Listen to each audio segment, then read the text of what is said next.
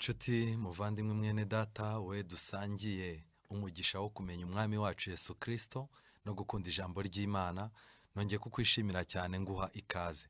Uyu ni umwanya udasanzwe wo kwiga ijambo ry'Imana. Ndi mwene so Musoni Flavien. Reka dusenge. Uwiteka Mana nziza, izina ryawe rihabwe icyubahiro. Turanezerewe cyane kubw'urukundo, kubw'ubuntu, kubw'imigisha watugeneye muri Yesu Kristo. Kubw'amaraso yawe kandi twabashije kumenya gutandukanya icyiza n'ikibi, kandi ayo maraso niyo aduha icyerekezo cy'uko kunesha muri wowe bishoboka. Ngaho rero ngwino ubane natwe. Ijambo ryawe wararyandikishije kugira ngo ritubere idini y'ukuri, ritubere icyitegererezo nyakuri, ritubere umujyanama, kandi Mwuka wera yiteguye kuduha ubuzima buhuza n'ibyanditswe byawe byera. Ubwo tugiye kurisoma rero duciye bugufi kugira ngo abe ariwe ushyirwa hejuru. Mwuka wera aza tugenderere kugira ngo aduhe kumva no kumvira, kandi aduhe n'amahirwe yo gushyira mu bikorwa ibyo tugiye kwiga. Tubisabye mu izina rya Yesu, amen. Nk'uko nabikubwiye, ndi mwene so Musoni Flavien. Uyu ni umwanya udasanzwe wo kwiga ibyanditswe byera, aho tugiye kwigana icyigisho cyiza gifite insanganyamatsiko ivuga ngo imvura isubizamo intege urushye. Imvura isubizamo intege urushye. Ibyanditswe byera bitubwira ngo iki muri Zaburi 68 umurongo wa 10. Dawidi waciye mu rugendo rugoranye, Dawidi wa wundi Imana yavuze ngo mbonye uw'umutima wanjye wishimira. Dawidi waciye mu bigeragezo bikomeye, ariko akaguma ku Mana, Imana igakomeza ikamubera igitare n'ubwishingikirizo. Niwe wanditse aya magambo. Zaburi 68 umurongo wa 10. Mana, wavubiye imvura y'ubuntu umwandu wawe, wawushubijemo intege ubwo wari urushye. Amen. Dawidi arimo aragaragaza yuko imvura y'ubuntu Imana yisukiye umwandu we, cyangwa se itorero rye, cyangwa se ubwoko bwe. Arangije Dawidi arakomeza aravuga ngo wawushubijemo intege ubwo wari urushye. Iyi mvura Dawidi yavugaga yari iy'ubuntu bw'Imana, kandi iyi mvura y'ubuntu bw'Imana yashubijemo intege ubwoko bw'Imana igihe bwari burushye. Mu bihe nk'ibi ngibi, nshuti zanjye, hari ibimenyetso bigaragaza ko turushye. Uramutse urebye uko dusenga, uramutse urebye uko dusoma ibyanditswe byera, uramutse urebye imyanzuro dufata, uramutse urebye uburyo turimo gukemura ibibazo turimo kugushwamo n'iyi si ya none, usanga abantu bararushye pe. Kandi umwandu w'Imana, Imana igomba kugira ikiwumarira. Kubw'ibyo rero amasezerano y'Imana agena ko Imana igomba kohereza imvura y'ubuntu kugira ngo abantu bo mu bwoko bwayo barushye bambikwe imbaraga. Buriya mu byanditswe byera bagiye bagaragaza imvura ebyiri z'ingenzi mu mibereho y'ibyanditswe byera. Mwibuke yuko mu byanditswe byera hakunda gukoreshwa ijambo imbuto, hagakoreshwa umuhinzi, hagakoreshwa n'umurima. Buriya najya mbabwire ngo imbuto, ibyanditswe byera mu migani yose Yesu yaciye, bitwereka yuko imbuto ari ijambo ry'Imana, kandi bikatwereka yuko umurima ari twebwe, ariko nanone rikatwereka yuko umuhinzi Yesu Kristo ari we uhinga, ariko nanone yarangiza Yesu Kristo akaba ari nawe ukontorora ikirere, ukontorora igihe. Reka nkwibutse yuko rero imvura ni ikintu cy'ingenzi cyane ku mbuto, ku muhinzi no ku murima. Imvura itagwa, imbuto ntizishima, ntago zakwera, umuhinzi ntacyo yaba akora, kandi n'umurima ntacyo wageraho. Rero niyo mpamvu muri Yoweri igice cya 2 umurongo wa 23 ibyanditswe byera biratubwira ngo noneho munezerwe bantu b'i Siyoni mwe, mwishimire Uwiteka Imana yanyu, kuko ibahaye imvura y'umuhindo ku rugero rukwiriye, kandi bavubiye imvura y'umuhindo n'iy'itumba nk'ubwa mbere. Amen. Umudivanisiti w'umunsi wa 7 cyangwa undi muntu wese ushaka kujya mu ijuru agomba kumenya icyo ibyanditswe byera byita imvura y'umuhindo n'imvura y'itumba. Kuko niba turi umurima tukaba twarakiriye imbuto ariyo butumwa bwiza, impamvu ubutumwa bwiza butabyara umusaruro muri twe bifitanye isano n'ikirere, bifitanye isano n'imvura y'iby'umwuka, kandi impamvu uyu munsi wa none imirima itarimo kwera imbuto nabyo bifitanye isano n'icyo ngicyo. Rero Imana yateganyije yasezeranyije ko mu buzima bw'iby'umwuka izavubira abantu imvura y'umuhindo n'iy'itumba. Zekariya 10:1 Bibiliya iravuga ngo nimusabe Uwiteka imvura mu gihe cy'itumba, muyisabe Uwiteka urema imirabyo, nawe azabavubira imvura y'umurindi, umuntu wese azamumereza ubwatsi mu rwuri rwe. Amen. Biri muri gahunda y'Imana gutuma abantu bera imbuto zo gukiranuka, ntabwo kwibombarika, ntabwo kumva yuko tugomba kugira ibintu dukora byakwitiranwa no gukiranuka. Dukwiye kubyigizayo, byanga byakunda niba ducitse intege kandi cyari igihe Imana yari dukeneyeho imbuto, ikibazo tugishakire ku mvura. Byanga byakunda harimo ikibazo cy'uko abantu batakiriye imvura y'itumba cyangwa ngo bakire imvura y'umuhindo. Izi mvura nta muntu ukwiye kuzicurika, hagomba kubanza imvura y'umuhindo hagakurikirwa n'imvura y'itumba. Reka twinjire mu buzima nyirizina bwa Isiraheli. Mu kinyamakuru cyitwa flowerinisrael.com banditse bagaragaza neza ko muri Isiraheli n'uyu munsi wa no mu bihe bya kera babaga bafite ibihe bipanze, ariko ibyo bihe byagirwaga byiza bitewe n'izi mvura ebyiri. Baranditse kuri iyo website, baranditse ngo muri Isiraheli mu mezi y'umwaka kuva mu kwezi kwa 5 kugeza mu kwa 10 nta mvura ibigwa, ubutaka buruma, imisozi ikambara ubusa. Ariko hari igihe cy'umwaka aricyo twita season cya kabiri, aho imvura igwa ni mu isoza ry'ukwezi kwa 10 n'intangiriro z'ukwezi kwa 11. Mu gihe burayo uko kwezi kwitwa Heshwan. Iyo mvura yitwa former rain cyangwa se imvura y'umuhindo. Indi ni imvura itangira kugwa mu byumweru bisoza ukwezi kwa 3 n'intangiriro z'ukwezi kwa 4 mu kwezi kwitwa Nisan. Iyi mvura yitwa latter rain cyangwa se imvura y'itumba. Nshuti zanjye, iki kintu ni ikintu gikomeye cyane. Rero aha dukeneye kumenya n'ubu n'ubuzima bwa gikristo niko bumeze. Habanza kuma k'ubutaka kubera ko imvura yabuze, noneho nyuma hagwa imvura nziza itangira gutuma ubutaka noneho butangira kunywa, bugatangira kwakira imbuto zigatangira gusa n'izigira. Ariko ya mvura yonyine ntabwo ibihagije, ibikeneye imvura yindi izayitsindagira igatuma imbuto zera noneho zikabyara n'umusaruro. Rero nshuti zanjye, ibi byose bifitanye isano n'ubuzima bwacu bw'iby'umwuka. Badivanisi umunsi wa 7, ngibi ibihe bitatu bikomeye twagize igihe cyacu. Buri muntu wese afite igihe cye cyo gukakara, cyo kubaho ari nk'umurima wumagaye, nta mbuto zishobora guterwa. Iminsi yo kujijwa, Pawulo aravuga ngo Imana yarayirengagije. Iminsi yacu twamaze mu gipagani igereranywa n'igihe imirima yari ikakaye, kuko imitima yacu yari ikakaye, nta kintu kizima yakwera. Ariko kubw'ubuntu bw'Imana, kubw'ijambo ry'Imana n'imbaraga izanira umunyabyaha kwihana, ari ishushanywa n'imvura y'umuhindo, abantu b'Imana bakira ubutumwa bwiza kandi butangira kugira icyo bukora. Ariko najya mbabwire ngo imbere yacu tuhafite amakuba akomeye adutegereje, adusaba imbaraga, adusaba ubuhamya bukomeye, adusaba guhagarara tudatsinzwe, kandi imyiteguro dufite uyu munsi wa none ni ntayo. Rero hakenewe imvura y'itumba noneho igomba gutuma tuba abagabo nyabagabo. Nshuti yanjye, aya magambo arakomeye cyane. Mu gitabo cyitwa Last Day Events cyangwa se ibizaba mu minsi imperuka, cyangwa se bamwe bakita kwitegura akaga gaheruka, ni mu gitabo cy'icyongereza chapitre ya 13 yitwa latter rain cyangwa se imvura y'itumba. Ni kuri page 183, 184, 185. Ubwo ni igihamya cya 659, 660 na 661 basobanuye ibigendanye n'iyi mvura mu buryo bwacu bw'iby'umwuka. Imana izabaha imvura y'umuhindo ku rugero rukwiriye, kandi bavubire imvura y'umuhindo n'iy'itumba nk'ubwa mbere. Mu burasirazuba imvura y'umuhindo igwa mu gihe cyo gutera imbuto.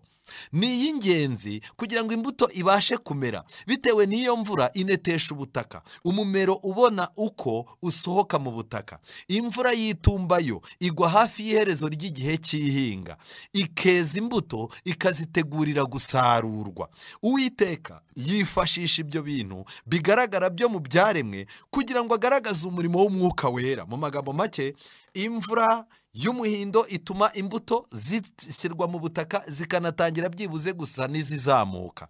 Ariko iyo mvura yonyine iramutse iguye, ntihagwe imvura y'itumba, bya bintu byazaguma kwa kundi, nta musaruro wazaboneka. Reka mbibutse yuko urupfu rwa Yesu, ubutumwa bwiza, byatumye rwose abantu bamenya ko Yesu ahari, baramwakira. Ariko uyu munsi wa none abantu bategereje imbaraga ituma Kristo yinjira muri bo, noneho bagabasha guhangana n'ibigeragezo n'amakuba biturindiriye biri imbere.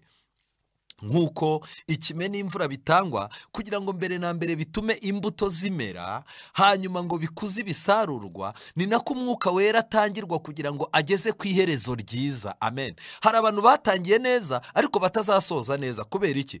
Basukiwe imvura y'umuhindo, ntibaba hafi ngo bakire imvura y'itumba. Kubw'ibyo rero umusaruro wabo ntawe uzaboneka, kuko batemereye umwuka wera ngo agire icyo akora muri bo. Ndagira mbabwire inshuti zanjye, iri torero ryacu ryatangiye neza kandi risukirwa imbaraga y'imvura y'umuhindo, kandi mu gihe nk'iki ngiki ibitonyanga by'imvura y'itumba nabyo tukaba tubitegereje. Ndagira mbabwire inshuti zanjye, hakeneye kubaho buri muntu kwitegura k'umuntu ku giti cye.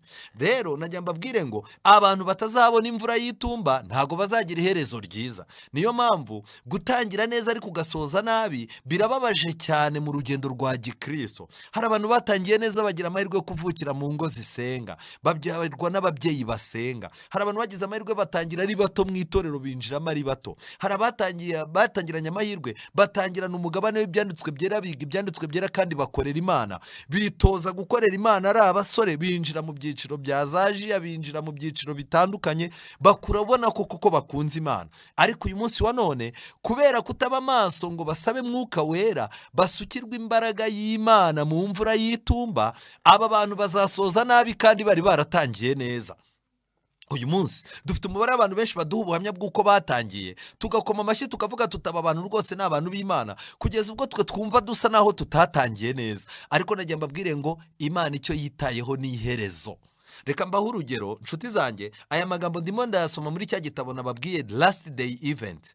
Baranditse ngo kwera kw'imbuto gushushanya irangira ry'umurimo w'ubuntu bw'Imana mu mutima. Kubw'imbaraga y'umwuka wera, ishusho y'Imana yo mu ntekerezo igomba kuzurira mu mico. Tugomba guhindurirwa gusa na Kristo rero mu buryo bwuzuye. Imvura y'itumba ari nayo yeza ibisarurwa byo mu isi, ishushanya ubuntu bw'umwuka butegurirwa itorero kuza k'umwana w'umuntu. Amen. Imvura y'itumba niyo idutegurira kuzaba abantu bategereje kugaruka kwa Kristo tudafite inenge cyangwa ibara. Ariko uyu munsi wa none najya mbabwire ngo izi nyito ebyiri, imvura y'umuhindo n'imvura y'itumba, ni inyito nyinshi usanga abadivantisiti benshi batabasha kumva. Ariko itorero ryacu rigitangira mu cya 844, umuntu utazi iby'imvura y'umuhindo n'iy'itumba ntago byitwaga ko yihannye, kuko ntiyabagaze amateka yo kwihana yariyo. Bantu b'Imana, ndagira ngo mbasabe gukanguka cyane mu bihe nk'ibi ngibi, kuko turi mu gihe iherezo rya buri muntu wese ririmo kwitabwaho kandi rigashakirwa umusozo.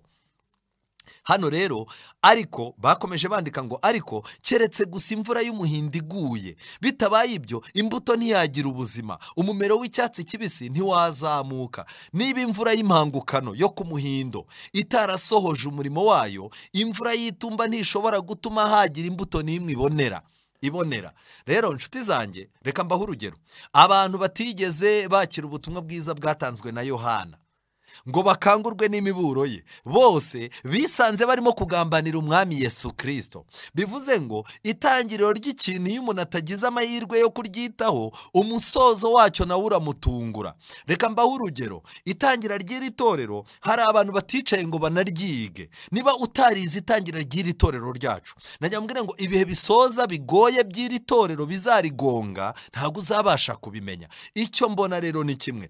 Ku munsi wa Pentecost, Kristo atangiza itorero ryamaze gusubira mu ijuru, hasutswe imvura ya Pentecost cyangwa se imvura y'umuhindo. Yatumye abantu bikubita mu gatuza, baravuga bati bagabo bene data, mudutegeke dukora iki? Ni imvura y'umuhindo, ni imbaraga z'umwuka wera zitera umuntu kwakira umwami Yesu akumva arashaka kwihana. Ariko najya mbabwira ngo imvura y'itumba yo ituma umuntu ahamya ibyo yizera kandi akaba yakwemera no kubipfira. reka rero dukomeze turebe uyu munsi wa none hari amateka abiri tugomba kumenya. Ese imvura y'itumba n'iy'umuhindo ku itorero bisobanura iki? Imvura y'itumba n'iy'umuhindo ku muntu ku giti cye bisobanura iki? Hari abantu benshi bategereje yuko imvura y'umuhindo izasukwa ku itorero muri rusange, bakabona hari ikintu kidasanzwe cyabaye, cyangwa bakavuga bati imvura y'itumba nayo izasukwa ku itorero ku mugaragaro, bitume hari ikintu kigaragara. Nibyo koko, ariko ibyo bintu ntabwo byakwibagiza yuko imyiteguro itorero ryubatswe natwe, njyewe nawe, we unteze amatwi, nitwe twubatse itorero. Rero ibi bintu bigomba gusorezwa mu buzima bwacu, aho kugira ngo dutunge urutoki abapasitoro tubabaza ngo imvura y'umuhindo ko tutayibona, tubabaza ngo imvura y'itumba ko tutayibona. Ntabwo inshuti yanjye imyiteguro ikenewe uyu munsi wa none ikeneye kuba ari imyiteguro ivugirwa ku ruhimbi gusa, hakeneye imyiteguro yo mu mutima y'isano ufitanye na wowe n'Imana. Hano muri iki gitabo cyitwa The Last Day Event basobanuye neza mu ncamake, baravuga ngo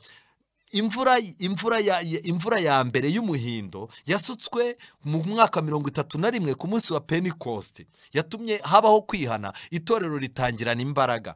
Noneho kandi mu buryo bw'itorero, imvura y'itumba yo izatuma mu itorero havuka icyo bita ijwi rirenga, loud cry, ijwi rirenga. Kubw'ibyo rero imbaraga y'Umwuka Wera izinjira yihanisha abantu, ibigisha ukuri, ibahindure gusa nuko kuri, nirangiza ibahe ubwuzu bwo kuvuga kwa kuri badafite ubwoba ubwo ari bwo bwose. Ubu butumwa rero bw'ijwi rirenga ni ubutumwa bw'amarayika batatu buzabwirizwa abantu nta bwoba bwo gupfa cyangwa bwo guhomba akazi cyangwa imirimo yabo bafite, kandi buri muntu wese azaba atwawe cyane no kugaruka kwa Yesu kwegereje. Amen. Ibi bihe nibyo byatumye abadivantisiti babanje bararyoherwaga n'inyigisho kugaruka kwa Yesu. Ubuhanuzi iyo bwasohoraga ntibagiraga ubwoba, ahubwo baravugaga ngo dore agakiza kacu karatwegereye. Ariko abo uyu munsi wa none turumva ibintu ku maradiyo, ku mateleviziyo, kuri interinete, mu mafilime na hehe, ugasanga twahamutse kandi bitari ngombwa. None imvura y'itumba n'iy'umuhindo ku muntu ku giti cye isobanura iki? Ku muntu ku giti cye, imvura y'umuhindo niyo mvura ituma umuntu yihana, niyo ituma umuntu ahinduka. Mu magambo make, ushobora kuba umaze imyaka 10, 20 mu itorero ry'abadivantisiti ariko utarahindutse. Ikibazo si cy'uko utigishijwe neza, ikibazo si cy'uko itorero ridafite gahunda nziza, si nuko ababwiriza bose bakugeza imbere batabwirizaga ubutumwa bwiza buheruka, ubutumwa bwiza bukiza, ahubwo ikibazo guhinduka kwawe kwaranze, kuko nta bibwirizwa by'umuntu byahindura umuntu hatabaye imbaraga ya Mwuka Wera. Saba Imana iguhe kwihana, iguhe guhinduka, nibwo ubudivantisiti bwawe, nibwo ubuyoboke bwawe buzagira akamaro. Noneho leta rain cyangwa se imvura y'itumba yo ikintu ikora, ituma umuntu agira imico isa n'iya Kristo. Amen. Mu magambo make, tugomba kuzahagarara imbere y'itegeko ry'icyumweru, tugomba kuzahagarara imbere y'inyamaswa n'igishushanyo cyayo dufite imico nk'iya Kristo, ya yindi yatumye agera imbere ya Pilato akakomeza guhamya ibyo yahamyaga, kugeza ubwo no ku musaraba yari agihamya ibyo ari byo, icyo ari cyo. Rero nshuti zanjye, najya mbabwire ngo icyuho dufite uyu munsi wa none, abantu barimo barashaka yuko imico ya Kristo no guhinduka kwabo babikura ku bandi bantu, kandi ni igikorwa Mwuka Wera akorana n'umuntu ku giti cye. Twihuta, nshuti yanjye, najya nkubwire bigenda bite iyo imvura ibuze mu buzima busanzwe. Dusanzwe tuzi ko ubutaka bwuma, kubw'ibyo abahinzi bariheba, abantu bose bakagira ibibazo. Ni nako Bibiliya bigaragaza mu itorero. Yeremiya 14:4, babitewe nuko ubutaka bwiyashije imitutu, kuko ari nta mvura igwa mu gihugu, n'abahinzi nabo bariheba bifata mu mutwe. Nshuti zanjye, impamvu abayobozi b'itorero ibyo bashaka kugeraho batabigeraho, impamvu ingamba nziza z'umurimo zitagera ku ntego, impamvu iby'Imana ishaka ko dukora, ubutumwa Imana ishaka ko twamamaza butagera ku ntego, nuko ubutaka bw'abantu benshi tuyobora bwarumye, nta mvura baheruka. Kandi iyo imvura yabuze, abahinzi baruhira ubusa, kandi byanga byakunda baraniheba bakifata mu mutwe. Mbega uburyo uyu munsi wa none abayobozi b'itorero bacitse intege, abapasitoro bacitse intege, ababwiriza barimo barabwiriza abantu ariko abantu ntibumve. Impamvu ibitera nta yindi, si uko ubutumwa bw'amarayika batatu butavugwa, ahubwo imitima y'abantu yarakakaye, bakeneye imvura y'ubuntu bw'Imana. amen. Iyi mvura yonyine niyo yakura abantu mu gukakara kwabo bagahinduka nk'igiti cyatewe hafi y'umugezi. Yeremiya 5:24 Bibiliya iravuga ngo ntibarushya bibwira mu mitima yabo bati reka twubahe Uwiteka Imana yacu iduha imvura y'umuhindo n'iy'itumba mu gihe cyabyo. Niyo idukomereza iminsi yashyiriweho igihe cyo gusarura. Ibicumuro byanyu nibyo byakuyeho ibyo bintu, kandi ibyaha byanyu nibyo byabimishije ibyiza. Umurongo wa 25, nshuti zanjye, uratubwira ngo iki? Niyo mpamvu yatumye bamwe barabuze imvura y'umuhindo n'ubu bakaba n'iy'itumba batazayibona. Niyihe mpamvu yatumye bamwe barabonye imvura y'umuhindo ariko bakaba imvura y'itumba batazayibona? Niyo mpamvu ituma abantu bamwe bazabura byose? Impamvu nta yindi. Umurongo wa 25 Yeremiya 5 aravuga ngo ibicumuro byanyu nibyo byakuyeho ibyo bintu. Mu magambo make, ibicumuro byacu n'ibyaha byacu nibyo bituma habaho ihindagurika ry'ikirere ku Mana, bigatuma imvura y'itumba n'iy'imvura ikirere gihinduka ntibiboneke. Nshuti zanjye, nagira mbabwire ngo muri iki gihe isi yitaye ku ihindagurika ry'ikirere by'ibi bintu bigaragara gusa, ariko nagira mbabwire nshuti zanjye, uko abantu bakora ibyaha cyane, ibyaha byanduza ubutaka n'ikirere, bigatuma n'imvura isanzwe mu buryo busanzwe itabonekera igihe. Isi ihindanijwe n'abaturage bayo. Yesaya 24. Kubw'ibyo rero, no mu buryo bw'umwuka, impamvu imvura yabuze, hari abantu benshi bajya bicara bakabona hari imigisha babuze, bakabona hari ibintu bitakigenda neza kuri bo, barangiza bagatangira ati kanaka yarandogeye, kanaka yanteye inyatsi, kanaka yanteye umwaku. Nshuti yanjye, najya mbabwire ngo ibicumuro byacu bituma ibintu byinshi byiza twari dufite bikurwaho, kandi ibyaha byacu nibyo bitwimisha ibyiza. Kubw'ibyo rero, igihe cyose umuntu ashaka imvura y'umuhindo n'iy'itumba, kuko hari abantu batigeze babona imvura y'umuhindo, hari abantu batigeze bihana, hari abantu baje baza mu itorero bazanywe no guhurura, hari n'abandi baje bazanywe n'amatsiko, hari abandi baje mu itorero bazanywe na bagenzi babo, hari n'abaje bafite izindi ngamba z'ibyiza bishakira bitari agakiza. Aba rero mu by'ukuri ntiwamubwira ngo niyaka imvura y'itumba n'iy'umuhindo atarayibonye. Kandi twabonye yuko imyaka itarabonye imvura y'umuhindo, iyo imvura y'itumba iguye, ya myaka irashirira, ya myaka irapfa, nta kintu biba bimaze. Rero nshuti zanjye, iki ni igihe gikomeye, dukeneye guhinduka kudasanzwe. Rero ijambo ry'Imana riratangaje. Muri cya gitabo nakomeje mbabwira cya Last Day Events, ku gihamya cya 670, baranditse ngo isukwa ry'umwuka mu bihe by'intumwa ryari imvura y'umuhindo, kandi ingaruka yabyo yabaye nziza.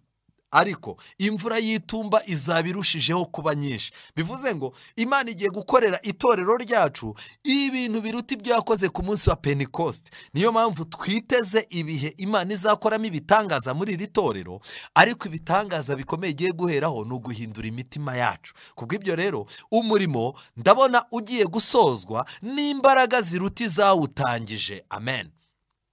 Ubwo isarurwa ry'isi rizaba riri hafi yo kugera ku musozo waryo, hasezeranijwe ko hazatangwa impano idasanzwe y'ubuntu bw'umwuka kugira ngo yiteguze itorero ibyo kuza k'Umwana w'umuntu. Iryo sukwa ry'umwuka rigereranywa n'imvura y'itumba. Amen. Iki ni igihamya cya 671. Rero muri iki gitabo cyerekana uko bizaba mu minsi y'imperuka, cyangwa bamwe babyita ibyaduka byo minsi y'imperuka, batugaragariza neza yuko itorero ngiki kintu rikeneye byihutirwa.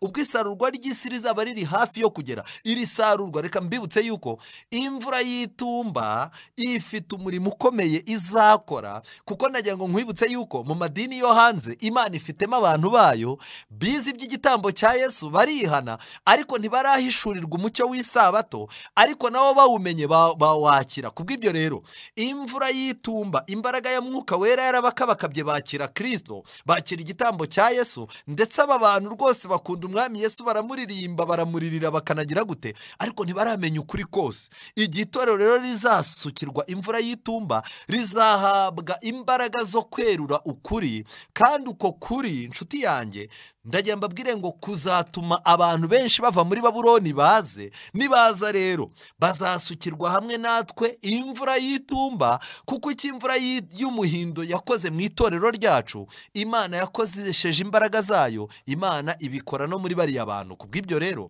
nshuti zanjye, iki kintu kirakomeye, Imana ifite abantu mu yandi madini ariko nabo yiteguye kuzabazana. Imyiteguro yo kubazana rero ni uko mu itorero ryayo igomba kubanza gusukamo imvura y'itumba, kuko hari abantu Imana itazana uyu munsi kugira ngo intege nke zacu, guhuzagurika kw'abaririmbyi, guhuzagurika kw'ababwiriza, guhuzagurika kw'abayobozi b'itorero, guhuzagurika kw'abizera bitaba byatuma abo bantu bacika intege. Niyo mpamvu Imana ibarindiye hanze, ariko igihe Imana izaba imaze gusuka imvura y'itumba kandi n'ibijojoba byayo, ibyanditswe byera bitwereka ko byatangiye gusukwa. Nagira mbabwire ngo Imana igiye gutangira kuzana abantu bo mu yandi madini, ariko abantu bicaye muri iri torero batazi impamvu zabazanye, batazi ko iri torero ari itorero rya gisirikare, umugaba mukuru waryo w'ingabo ari Yesu Kristo, bo bakaba bareba gusa abapasitoro, bakaba bareba abalayike, bareba bake.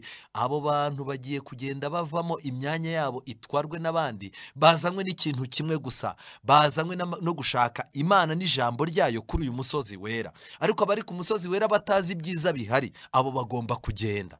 Mbega ubuhanuzi budusohoreyeho!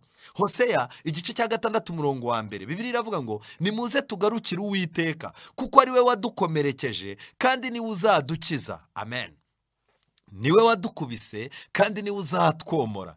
Azaduhembura tumaze kabiri, ku munsi wa 3 azaduhagurutsa kandi tuzabaho turi imbere ye. Amen. Nshuti zanjye, biragaragara ko ufite intege nkeya, biragaragara yuko umaze kabiri ugenza umugongo, biragaragara ko gusenga utakibishobora, kwiga ibyanditswe byera ntabwo ukibisoma ngo wumve uryohewe, kwinjira mu bintu by'Imana usanga bitakikuryoheye. Wari mu cyiciro cya jiya wavuyemo, wari muri mifemu, wari umuririmbyi warasezeye, wigeze gukora inshingano zo kuba umukuru w'itorero, ugera wumva urabihiwe ubivamo. Ndetse abenshi n'uyu munsi wa none hari n'abarimo gukora igipasitoro bataryohewe nacyo. Ariko nshuti zanjye, nagira nkubwire ngo Uwiteka yiteguye kuduhembura tumaze kabiri, kandi ntucike intege. Ibyo ntibitume usohoka, ntibitume ujya kure y'Imana, ahubwo igihe kirageze ngo upfuke mubwire Imana ngo nagushakishije umutima wanjye wose, uzandinde ko nyoba. Kandi iri sezerano riravuga ngo ku munsi wa 3 azaduhagurutsa kandi tuzabaho turi imbere ye. Amen. Umurongo wa 3 Hoseya 6 haravuga ngo dushishikarire kumenya, tugire umwete wo kumenya Uwiteka.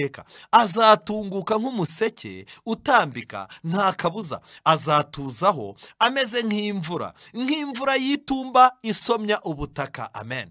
Muri iki gihe abantu bafite inzara n'inyota byo gukiranuka, abo barahirwa, kuko Kristo agiye kuza, ndetse mbere y'uko agaruka azatangira kubabera ibitonyanga by'imvura y'itumba bisomye ubutaka. Kubw'ibyo ibyo Kristo ashaka, Imana igiye gutuma byera mu mitima yacu.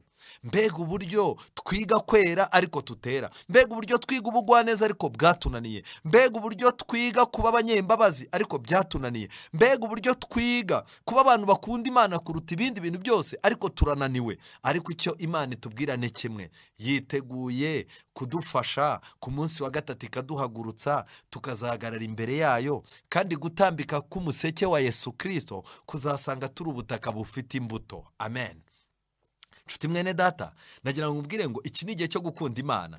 Nihe nakura umwuka wera kandi ni gute? Ese mu gihe nshaka umwuka wera biransaba kujya kwikingirana mu bihanamanga? Ese kugira ngo nsukirwe mwuka wera birasaba kwikingirana mu cyumba cyanjye sinjye sinywe, narangiza nkiyicisha inzara nkavuga ni wenda mpfe ariko mbona ubugingo buhoraho? Ese biransaba kujya mu itsinda ryo kwa Kanaka bambwiye, ahantu bambwiye harabateranira abantu bavuye mu madini atandukanye, abo bantu bakahurira, Imana ikabereka ibyaha byabo, ikanabaha n'amatariki n'amasomo n'iki? Ese ni hehe nashakira mwuka wera?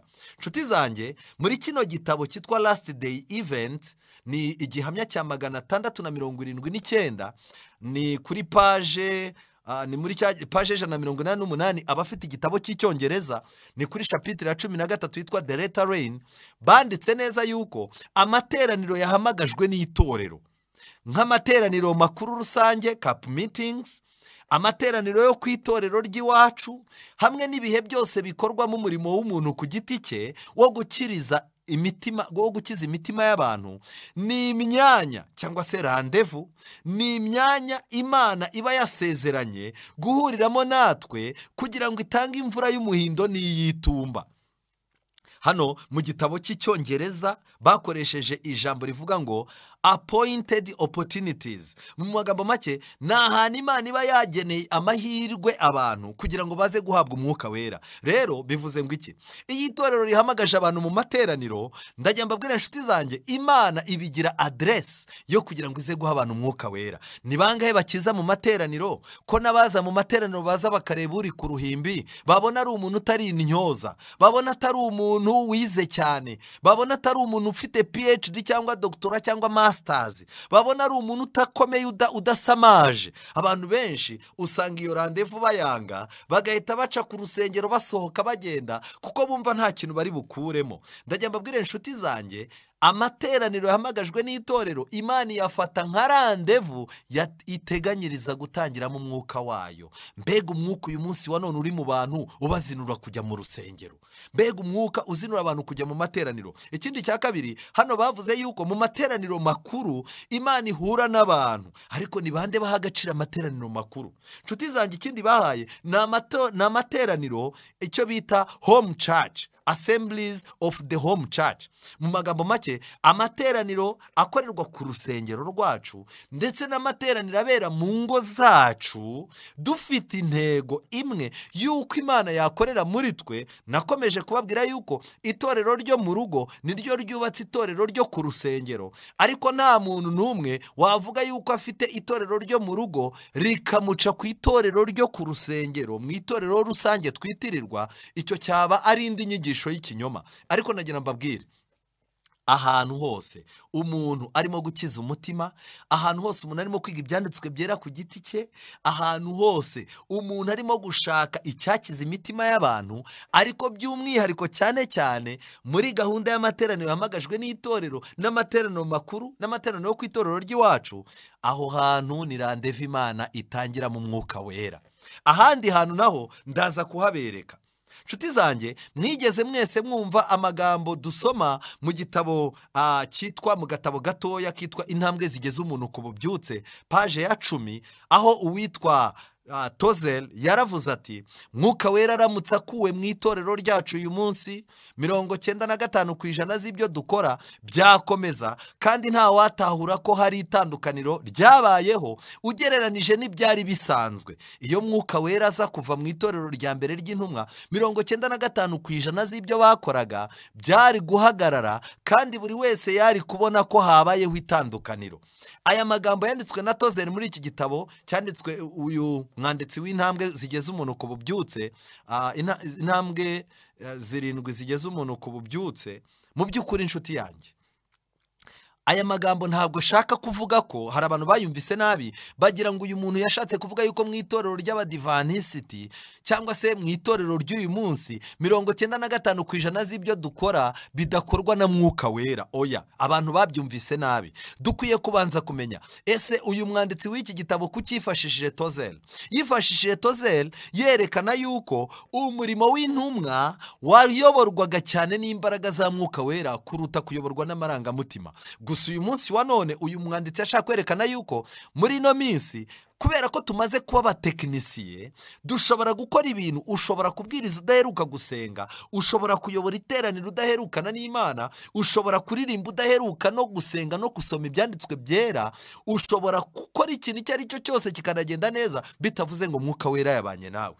Ariko mu by'ukuri ibi nibyo yashaka kuvuga. Ntabwo ashaka kuvuga yuko ibintu birimo gukorwa mu itorero 95% ari ibintu biyoborwa bitayobowe na mwuka wera. Oya, kubera iki? Uyu mugabo witwa Tozer, tujye mu mateka, nimujya kuri Wikipedia bavuga yuko Tozer, uyu mugabo witwa Tozer yari umuntu wo mu byo bita Christian and Missionary Alliance cyangwa se Protestant Evangelical Denomination. Magambo make, yari umuntu wo mu matorero y'aba evangelical, baba aba protestant baba evangelical. Rero uyu muntu yageze aho ayobora n'itorero ryitwa Road Church, ndetse arangije uyu mugabo muri icyo gihe nibwo yanditse amagambo yerekana yuko itorero ryamaze kwigarurirwa n'umwuka w'isi. Kubw'ibyo rero itorero yavugaga uyu mugabo ntago yavugaga itorero ry'abadivanisiti, ahubwo uyu mugabo yavugaga itorero rye. yavugaga itorero rye yabagamo, ariko umwanditsi w'iki gitabo yifashishije aya magambo y'uyu muntu mu rwego rwo kumvikanisha yuko hari abantu bashobora gukora ibikorwa kandi nta mwuka wera. Ariko ntabwo uyu muntu yavuze ko itorero ry'abadivanisi 95% ibyo dukora biba bitayobowe na mwuka wera. Oya nshuti zanjye, iyi ni imyumvire mibi abantu barimo kugenda bakoresha kugira ngo basenye ukuri kw'Imana kuri muri iri torero. Ariko iri torero ryakiriye imvura y'umuhindo kandi n'ibitonyanga by'imvura y'itumba byatangiye gusukwa, kandi iri torero ririmo rirahabwa imbaraga kugira ngo ryitegure ibihe bidasanzwe biri imbere yaryo.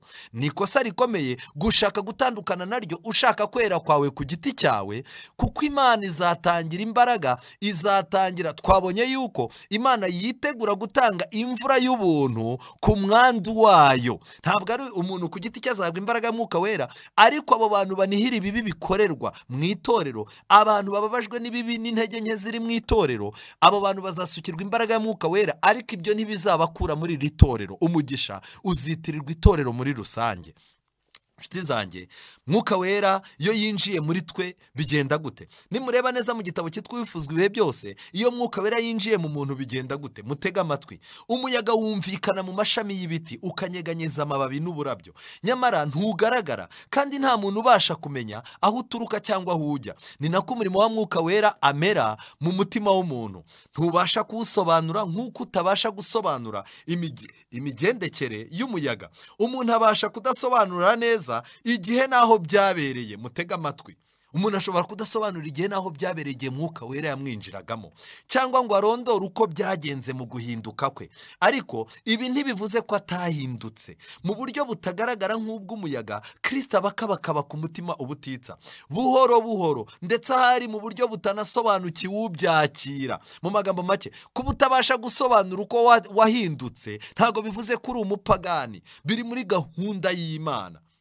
Hari ibikorwa bibaho biba bigamije kugarura umuntu kuri Kristo. Ibi bibasha kuza ari uko umutekerezaho, binyuze mu gusoma ibyanditswe byera, cyangwa binyuze mu kumva amagambo y'umubwiriza ahesha agakiza. Mu magambo make, Mwuka Wera ashobora kwinjira mu muntu mu gihe umuntu arimo kwiga ibyanditswe byera, cyangwa se mu gihe umuntu arimo gutega amatwi ikibwirizwa nk'uko wowe uteze amatwi iki kibwirizwa turimo kwiga. Ako kanya uko mwuka agusanga, akomeza kukurarika mu buryo butaziguye, wumva unejejwe no kwegurira umutima wawe Yesu. Kuri benshi ibi byitwa guhinduka gutunguranye, ariko ibyo ni ingaruka yo kwingingwa igihe kirekire na Mwuka w'Imana, akwihanganira mu buryo burambye ndetse burenze ubwo umuntu atekereza. Uwifuzwa Ibihe Byose, paje 105 akagingo ka 5. Mu magambo make, murabona yuko Mwuka Wera ntabwo aza ngo afate umuntu yikarage yikubite hasi. Nta nubwo Mwuka Wera aza ngo afate umuntu ku buryo umuntu ahita atangira ngo ni ukuri ngo uyu munsi ngo Imana impaye indirimbo, ngo Imana impaye isomo, ngo mbonye umusaraba, ngo Yesu ngo mubona abambye, ngo aramwenyurira, ngo iyi tariki ngo nshimye umunsi nakumenyeyeho. Oya, ahubwo mu buryo butaziguye, mu buryo bw'ibanga, haba hamaze igihe kirekire Mwuka w'Imana yinginga umutima wawe. Wowe kuri uwo munsi nibwo amarangamutima yawe akwemeza yuko wakiriye umukiza, ariko uba waramwakiriye mu buryo bw'Imana bwa buhoro buhoro. Nshuti zanjye, inyigisho ivuga ko umuntu yuzura Umwuka Wera ku munsi umwe, ibintu bigahinduka, agahita ararabaye umukiranutsi uwo munsi, kandi yarangiza akabahawe imbaraga n'ubutyoza n'ubutwari n'ibiki n'ibimenyetso n'ibiki, ntabwo ari inyigisho ikomoka mu byanditswe byera dukurikije iyi paje. Rero nshuti zanjye, nagira mbabwire ngo uko twanga imiburo y'ijambo ry'Imana niko tugenda tujya mu mutego. Ariko reka twihute tujye kuri cya gitabo nakunze gukoresha cyane cyitwa Last Day Event. Ni ubundi ku gihamya noneho cya 685. Baranditse ngo data wo mu ijuru yifuza cyane gutanga Umwuka Wera, amuhabamo umusaba, nk'uko ababyeyi bo mu isi nabo baba biteguye guha abana babo impano nziza. Ariko rero ni umurimo wacu kuzuza ibyangombwa bisabwa n'Uwiteka ngo aduhe umugisha we yadusezeraniye, binyuze mu kwatura ibyaha, kwicisha bugufi, kwihana n'amasengesho avuye ku mutima. Ivugurura rishobora gutegerezwa gusa mu gisubizo cy'amasengesho. Amen. Ntabwo kuvugururwa bizaca mu bibwirizwa gusa, ntabwo kuvugururwa ngo abantu bakira imbaraga y'Umwuka Wera bizaca mu matangazo y'itorero, ntabwo bizaturuka mu magahunda atandukanye, ibi bintu bizaturuka mu gisubizo kiva mu gusenga. Rero nshuti z'Imana, ese itorero ryigeze ribuza abantu amahirwe yo kwatura ibyaha? Ryigeze ribuza abantu kwicisha bugufi? Ryigeze ribuza abantu amahirwe yo kwihana? Ryigeze ribuza abantu amahirwe yo kugira amasengesho avuye ku mutima? Ntabwo itorero ryabitubujije. Ni umwanya wacu kugira ngo igihe cyose tuje gusenga, igihe cyose turi bwige, turi bwigishe, tumenye yuko aho hantu ariho randevu Imana irimo gutangira imbaraga ya Mwuka Wera. Reka rero twihuta mbanze nkubwire ikintu gikomeye. Uyu munsi wa none hari imvura yindi izagwa ku bantu batakira imvura y'itumba. Hirya y'imvura y'itumba nta yindi mvura y'Imana izagwa, ahubwo hazagwa imvura y'ibihano by'abantu batakiriye ijambo ry'Imana, batemereye Mwuka Wera ngo abahindure. Ezekiyeli 1:4, maze ngiye kubona mbona umuyaga w'ishuheri uje uturutse ikasi, igicu cya rukokoma gishibagura umuriro gikikijwe n'umucyo w'itangaza, kandi hagati y'uwo muriro haturukaga ibara nk'iry'umuringa ukubye. Nshuti yanjye, nagira mbabwire ngo i Babuloni naho igicu kirimo kirakuba, hari imvura y'akaga, imvura y'akarengane igiye kugwa iturutse i Babuloni kasi.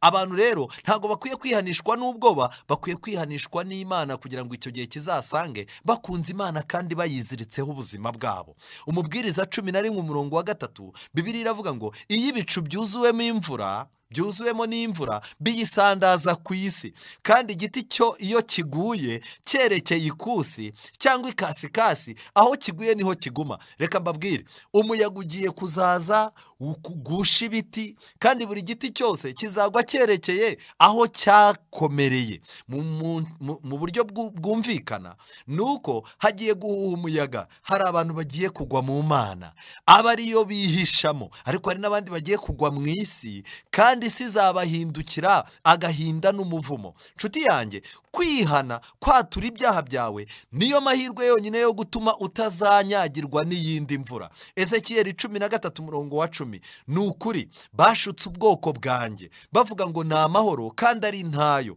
kandi iyo hagize uwubaka inkike bayihomesha ishwagara ridakomeye. Nuko ubwira abayihomesha ishwagara ridakomeye yuko iyo nkike izariduka. Abantu bari mu bintu by'agakiza bidafashije, abantu bibereye mu mihango n'imiziririzo n'imigenzo, abantu badashaka gukangurwa na Mwuka Wera, abantu umuntu ashaka kwihana, abigisha b'ibinyoma bagatangira kubaka agakiza ke bakubakishije ibintu bidahwitse, ibintu bidafatika bigereranywa n'ishwagara. Bakwiye kumenya iki kintu.